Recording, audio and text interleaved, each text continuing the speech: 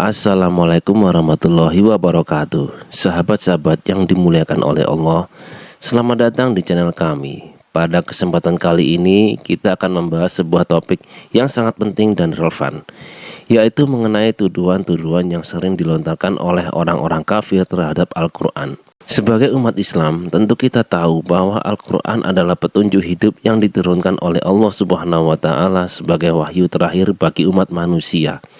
Namun, tidak jarang kita mendengar tuduhan-tuduhan dari mereka yang tidak beriman kepada Al-Quran. Bagian 1. Tuduhan-tuduhan terhadap Al-Quran. Al-Quran telah mengalami banyak tantangan dan tuduhan sejak awal kemunculannya. Orang-orang kafir, terutama pada masa awal turunnya wahyu, berusaha keras untuk menggagalkan kitab suci ini. Mereka menganggap Al-Quran sebagai sebuah karya yang dibuat oleh Nabi Muhammad SAW. Bahkan ada yang menyebutnya sebagai sebuah kitab yang disalin dari kitab-kitab sebelumnya. Salah satu tuduhan yang paling sering kita dengar adalah bahwa Al-Quran mengandung kesalahan, kontradiksi, atau wahyu ini berasal dari setan.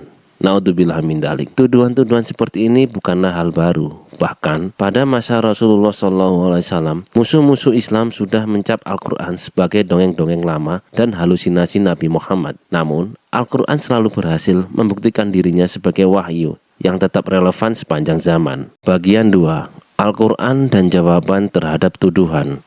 Salah satu tuduhan paling umum adalah klaim bahwa Al-Quran mengandung kontradiksi atau tidak konsisten dalam isi ayat-ayatnya. Padahal kita tahu bahwa Al-Quran sebagai kalam Allah tidak mungkin bertentangan dengan dirinya sendiri. Dalam surat An-Nisa ayat 82, Allah menantang kita untuk mencari kontradiksi dalam Al-Quran.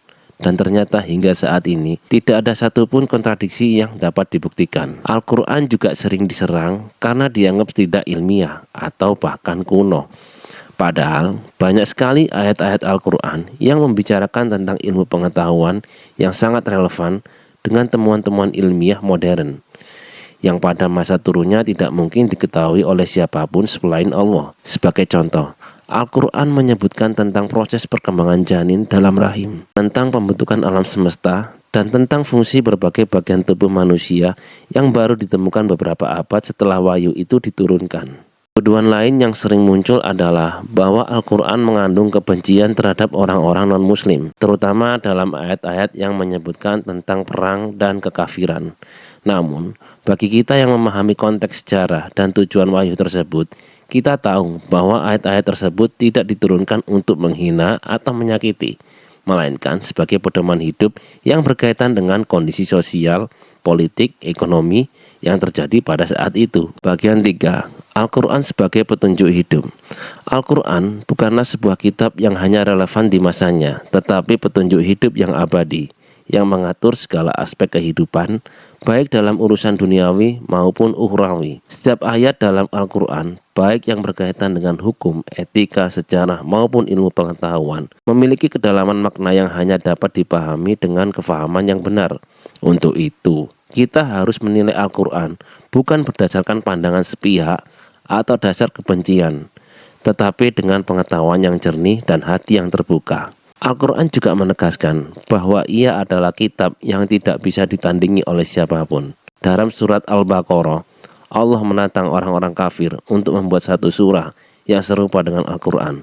Namun sampai hari ini tidak ada yang mampu melakukannya. Keunikan Al-Quran sendiri dalam hal keindahan bahasa, kedalaman makna, serta kesesuaiannya dengan kehidupan manusia di segala zaman adalah bukti nyata dari keajaiban kitab ini. Bagian 4. Al-Quran dan pembelaannya oleh Allah. Al-Quran juga memberikan kita keyakinan bahwa kitab ini akan selalu dilindungi dan dipelihara oleh Allah Subhanahu wa Ta'ala. Allah berfirman dalam surat Al-Hijr, "Sesungguhnya kamilah yang menurunkan Al-Quran dan sesungguhnya kami benar-benar memeliharanya." Ini adalah janji Allah yang tidak pernah gagal, bahwa Al-Quran akan tetap terjaga dari segala bentuk perubahan dan penyelewengan. Bagian 5. Kesimpulan dan pesan untuk umat Islam.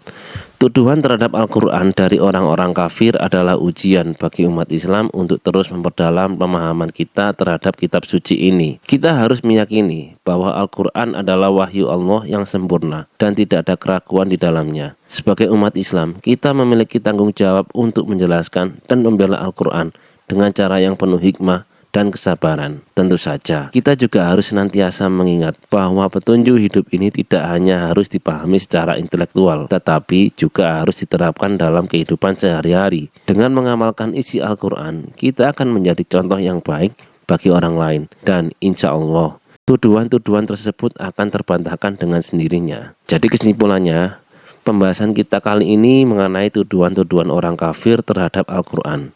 Semoga video ini bermanfaat bagi kita semua untuk lebih memahami dan menghayati keberkahan dari kitab suci yang kita cintai ini. Jangan lupa untuk like, komen, dan subscribe agar kita bisa terus berbagi pengetahuan yang bermanfaat. Semoga Allah Subhanahu wa Ta'ala senantiasa memberikan petunjuk kepada kita semua. Assalamualaikum warahmatullahi wabarakatuh.